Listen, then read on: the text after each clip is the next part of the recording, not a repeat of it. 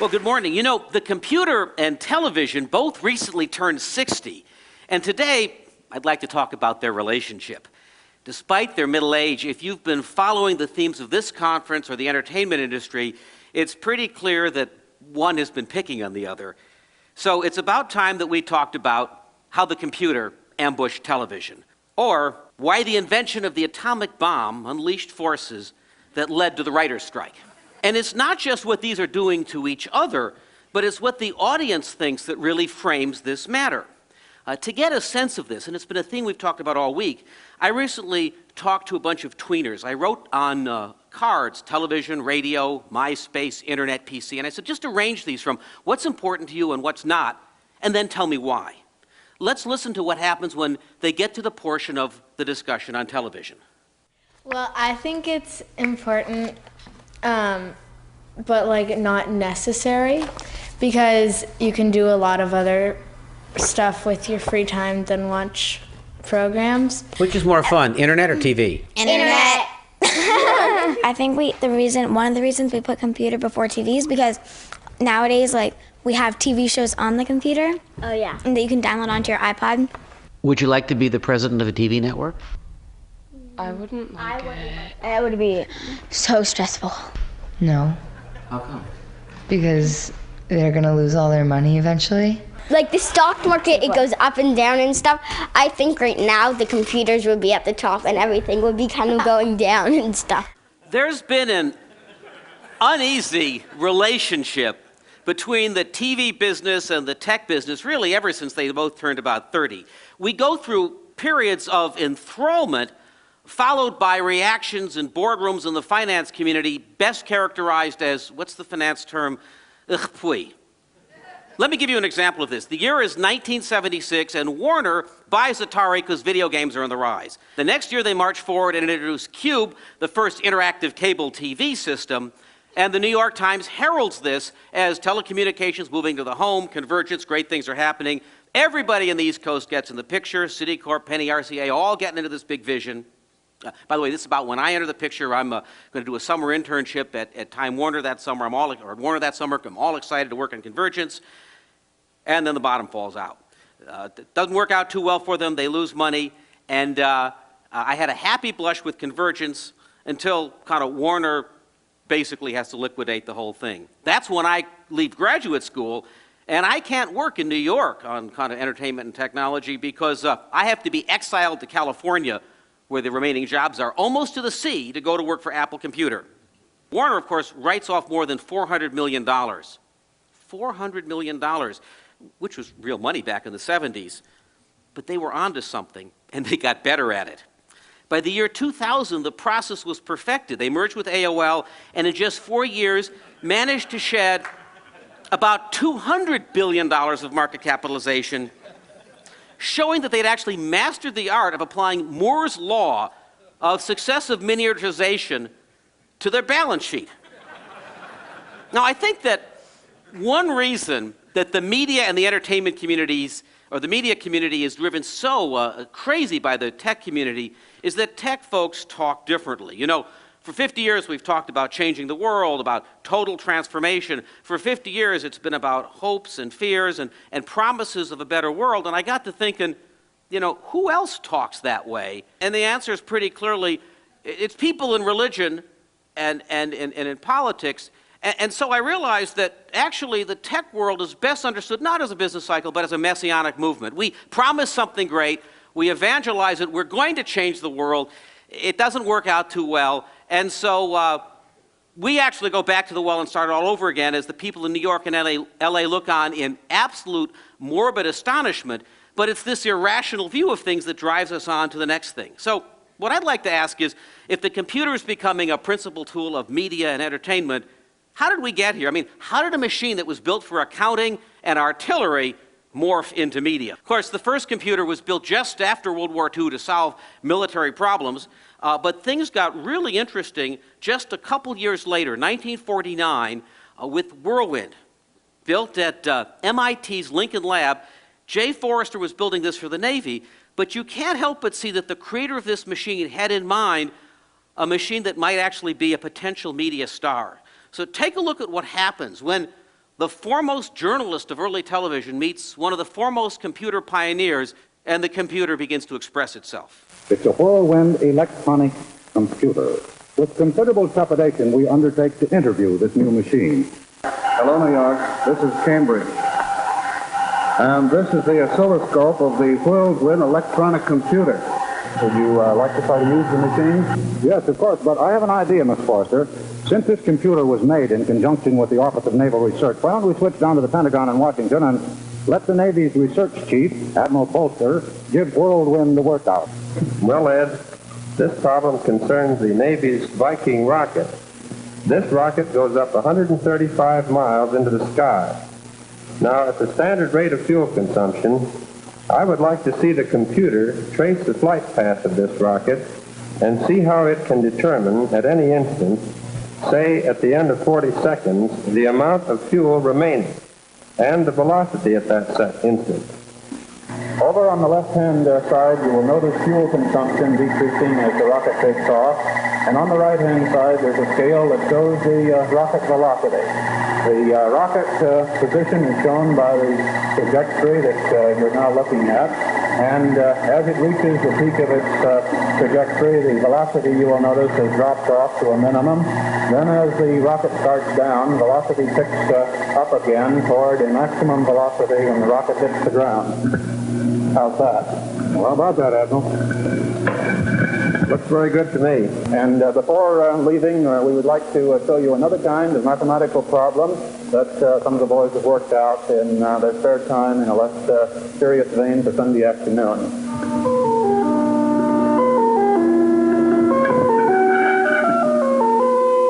Thank you very much indeed, Mr. Foster and the MIT lab. You know, so much was worked out. The first real-time interaction, the video display, a pointing gun. It led to the microcomputer, but unfortunately, it was too pricey for the Navy. And all of this would have been lost if it weren't for a happy coincidence. Enter the atomic bomb. We're threatened by the greatest weapon ever, and knowing a good thing when it sees it, the Air Force decides it needs the biggest computer ever to protect us. They adapt Whirlwind to a massive air defense system, deploy it all across the frozen north, and spend nearly 3 times as much on this computer as was spent on the Manhattan Project building the A-bomb in the first place. Talk about a shot in the arm for the computer industry. And you can imagine that the Air Force became a pretty good salesman. Here's their marketing video.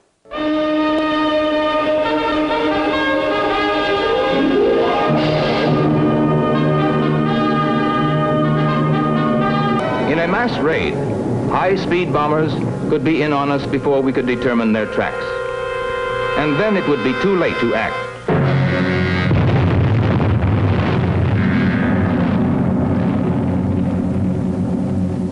We cannot afford to take that chance. It is to meet this threat that the Air Force has been developing SAGE, the semi-automatic ground environment system, to strengthen our air defenses. This new computer, built to become the nerve center of a defense network, is able to perform all the complex mathematical problems involved in countering a mass enemy raid. It is provided with its own powerhouse, containing large diesel-driven generators, air conditioning equipment, and cooling towers required to cool the thousands of vacuum tubes in the computer. You know, that one computer was huge. There's an interesting marketing lesson from it, which is basically when you market a product, you can either say this is going to be wonderful and make you feel better and enliven you, or there's one other marketing proposition: if you don't use our product, you'll die. This is a really good example of that. This had the first pointing device. It was distributed, so it worked out distributed computing and modems, so all these things could talk to each other. About 20% of all the nation programmers were wrapped up in this thing, and it led to an awful lot of what we have today. It also used vacuum tubes. You saw how huge it was. And to give you a sense for this, because we've talked a lot about Moore's Law and making things small at this conference, let's talk about making things large. If we took Whirlwind and put it in a place that you all know, say Century City, it would fit beautifully. You kind of have to take Century City out, but it could fit in there. But like, let's imagine we took the latest Pentium processor, the latest Core 2 Extreme, which is a 4-core processor that Intel's working on. It'll be our laptop tomorrow. To build that what we'd do with whirlwind technology is we'd have to take up roughly from the 10 to Mulholland and from the 405 to La Cienega just with those whirlwinds, and then the 92 nuclear power plants that it would take to provide the power would fill out the rest of Los Angeles. That's roughly a third more nuclear power than all of France creates. So the next time they tell you they're onto something, clearly they're not. So, and we haven't even worked out the cooling needs. But it gives you the kind of power that people have, that the audience has, and the reason these transformations happening. All of this stuff starts moving into industry. DEC kind of reduces all this and makes the first mini computer. It shows up at places like MIT, and then a mutation happens. Space War is built, the first computer game, and all of a sudden interactivity and involvement and passion is worked out. Actually, many MIT students stayed up all night long working on this thing, and many of the principles of gaming today were worked out. DEC knew a good thing about wasting time. It shipped every one of its computers with that game. Meanwhile, as all of this is happening, by the mid-50s, the business model of traditional broadcasting and cinema has been busted completely. A new technology has confounded radio men and movie moguls, and they're quite certain that television is about to do them in. In fact, despair is in the air. And a quote that sounds largely reminiscent from everything I've been reading all week. RCA head David Sarnoff, who basically commercialized radio, said this: "I don't say that radio networks must die. Every effort is being made and will continue to be made to find a new pattern, new selling arrangements, and new types of programs that may arrest the declining revenues. It may yet be possible to eke out a poor existence for radio, but I don't know how." And of course, as the computer industry develops interactively, producers in the emerging TV business actually hit on the same idea, and they fake it.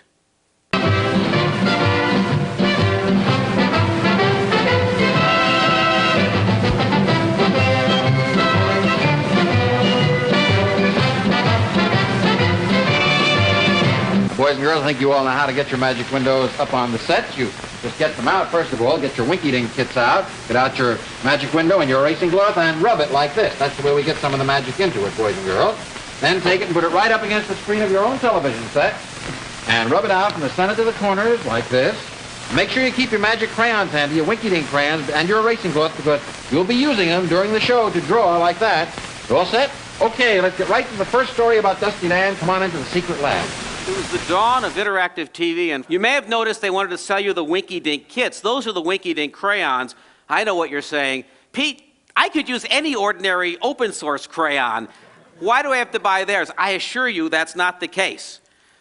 Turns out they told us directly that these are the only crayons you should ever use with your winky-dink magic window. Other crayons may discolor or hurt the window. This proprietary principle of vendor lock-in would go on to be perfected with great success as one of the enduring principles of windowing systems everywhere.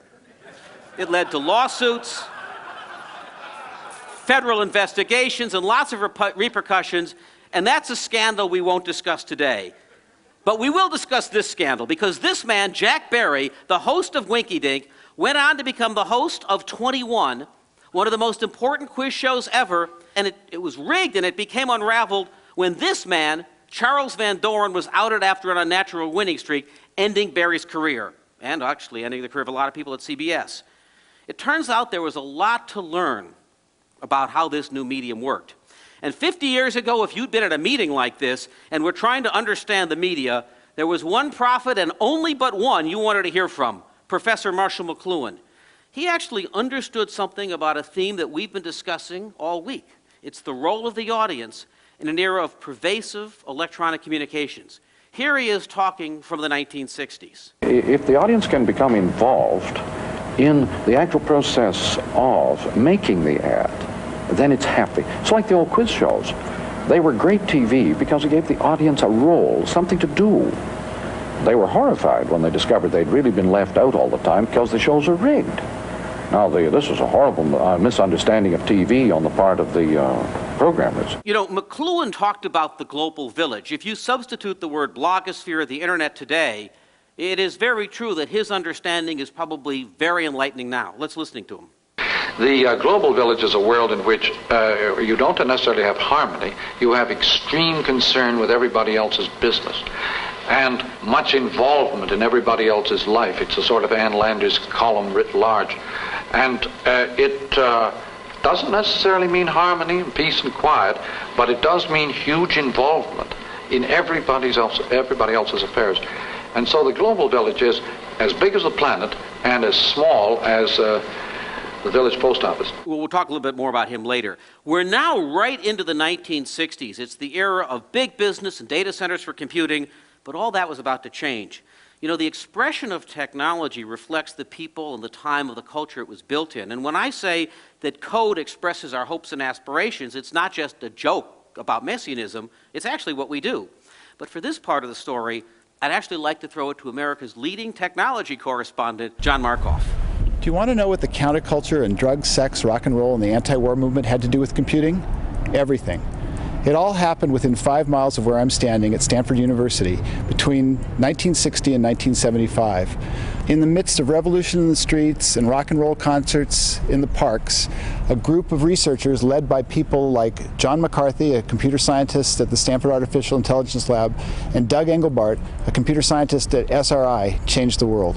Engelbart came out of a pretty dry engineering culture, but while he was beginning to do his work, all of this stuff was bubbling on the Mid-Peninsula. There was LSD leaking out of Kesey's Veterans Hospital experiments and other areas around the campus, and there was music literally in the streets. The Grateful Dead was playing in the pizza parlors. People were leaving to go back to the land. There was the Vietnam War, there was black liberation, there was women's liberation.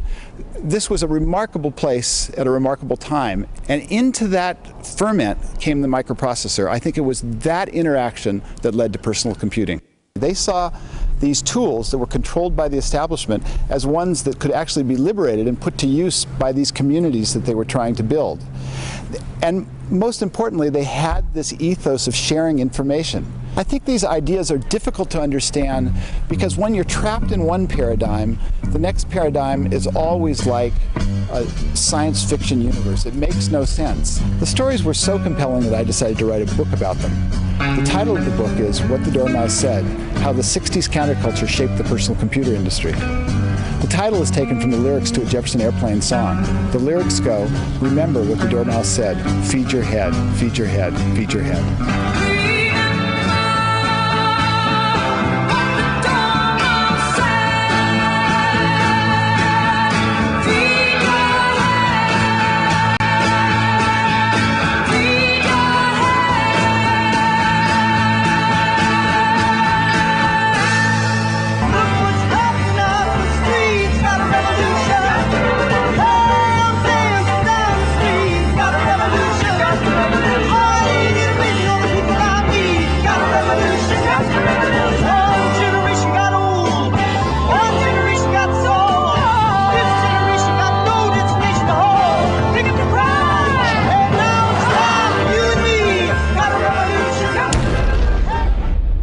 By this time, computing had kind of leapt into media territory, and in short order, much of what we're doing today was imagined in Cambridge and Silicon Valley. Here's the Architecture Machine Group, the predecessor of the Media Lab in 1981. Meanwhile, in California, we were trying to commercialize a lot of this stuff. HyperCard was the first program to introduce the public to hyperlinks, where you could randomly hook to any kind of picture or piece of text or data across a file system, and we had no way of explaining it. There was no metaphor. Was it a database, a prototyping tool, a scripting language? Heck, it was everything. So we ended up writing a marketing brochure where we asked a question about how the mind works, and we let our customers play the role of so many blind men filling out the elephant.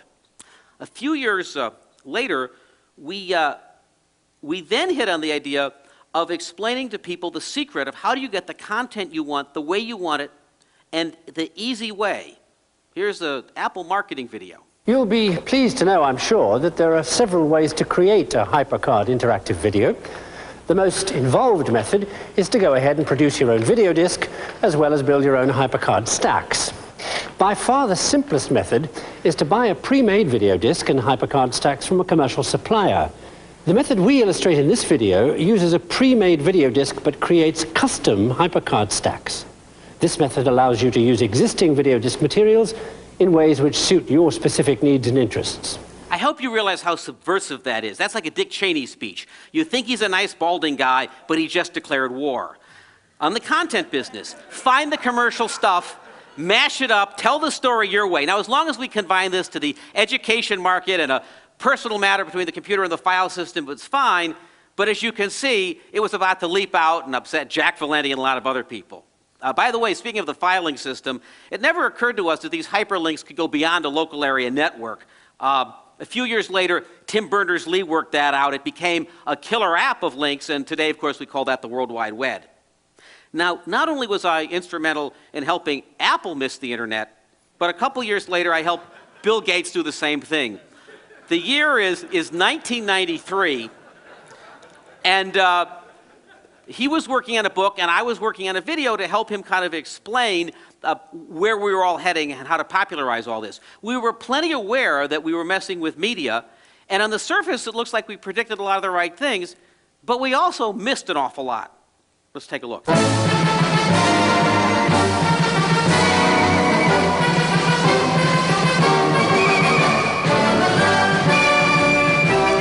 pyramids, the Colosseum, the New York subway system, and TV dinners. Ancient and modern wonders of the man-made world all. Yet each pales to insignificance with the completion of that magnificent accomplishment of 21st century technology, the digital superhighway. Once it was only a dream of technoids and a few long-forgotten politicians. The digital highway arrived in America's living rooms late in the 20th century. Let us recall the pioneers who made this technical marvel possible. The digital highway would follow the rutted trail first blazed by Alexander Graham Bell.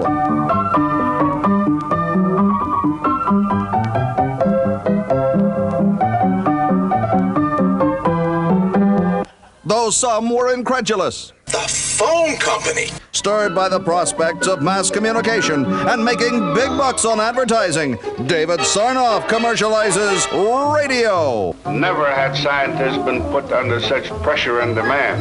The medium introduced America to new products. Say, Mom, Windows for radio means more enjoyment and greater ease of use for the whole family. Be sure to enjoy Windows for radio at home and at work. In 1939, the Radio Corporation of America introduced television. Never had scientists been put under such pressure and demand. Eventually, the race to the future took on added momentum with the breakup of the telephone company. And further stimulus came with the deregulation of the cable television industry and the re-regulation of the cable television industry. We did the work to build this cable industry. Now the broadcasters want some of our money. I mean, it's ridiculous. Computers, once the unwieldy tools of accountants and other geeks, escaped the back rooms to enter the media fracas. The world and all its culture reduced to bits, the lingua franca of all media. And the forces of convergence exploded. Finally, 4 great industrial sectors combined: telecommunications, entertainment, computing, and everything else. We'll see channels for the gourmet, and we'll see channels for the pet lover. Next on the Gourmet Pet Channel, decorating birthday cakes for your schnauzer. All of industry was in play as investors flocked to place their bets. At stake, the battle for you, the consumer, and the right to spend billions to send a flood of information into the parlors of America.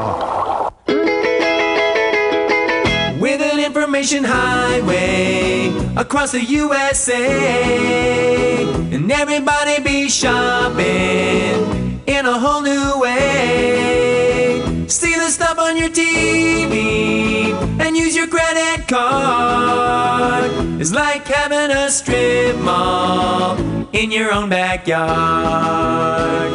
So catch an old movie, play a video game, watch Punch and Judy, it's all the same. The digital convergence can bring it all to you, and it must be bright.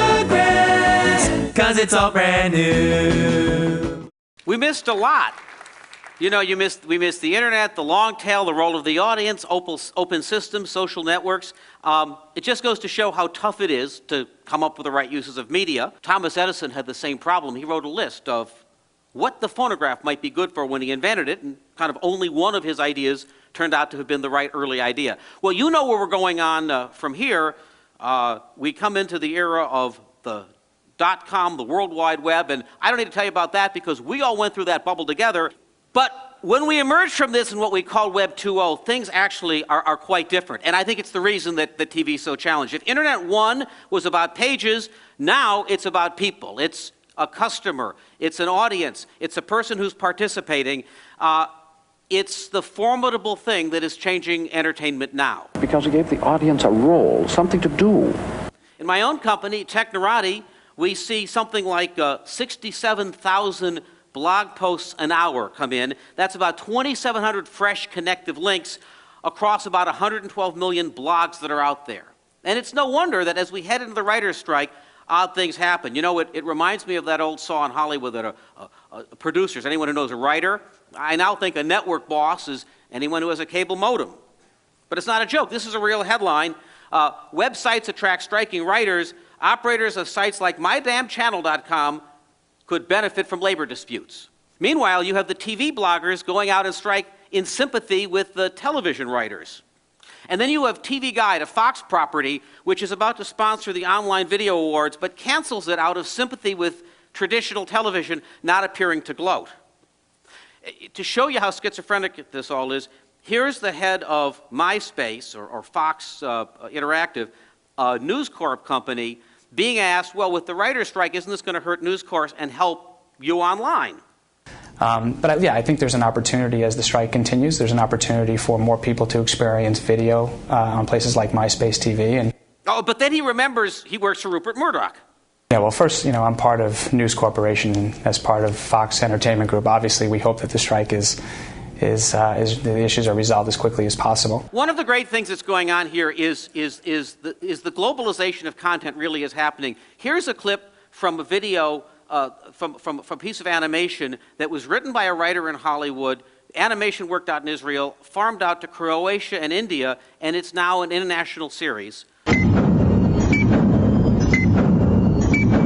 The following takes place between the minutes of 2:15 p.m. and 2:18 p.m. in the months preceding the presidential primaries. You'll have to stay here in the safe house until we get word the terrorist threat is over. You mean we'll have to live here? Together? With her? Well, there goes the neighborhood. The company that created this, Anaboom, is an interesting example of where this has had a traditional TV animation cost, say, between $80,000 and $10,000 a minute. They're producing things for between $1,500 and $800 a minute, and they're offering their creators 30% of the back end in a much more entrepreneurial manner. So it's a different model.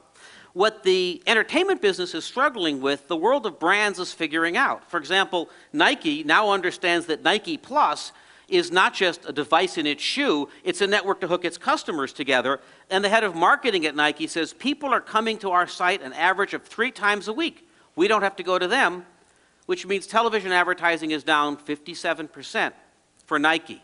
Or as Nike's head of marketing says, we're not in the business of keeping media companies alive, we're in the business of connecting with consumers. And media companies realize the audience is important also. Here's an ad announcing the new Market Watch from Dow Jones, powered 100% by the user experience on the home page. User-generated content married up with traditional content. It turns out you have a bigger audience and more interest if you hook up with them. Or as Jeffrey Moore once told me, it's intellectual curiosity that's the trait that brands need in the age of the blogosphere. And I think this is beginning to happen in the entertainment business. One of my heroes is songwriter Allie Willis, who just wrote The Color Purple and has been an R&B rhythm and blues writer. And this is what she said about where songwriting's going. With millions of collaborators, what is a song? Because to look at them strictly as fans is missing what this medium is about. So to wrap up, I'd love to throw it back to Marshall McLuhan, who 40 years ago was dealing with audiences that were going through just as much change.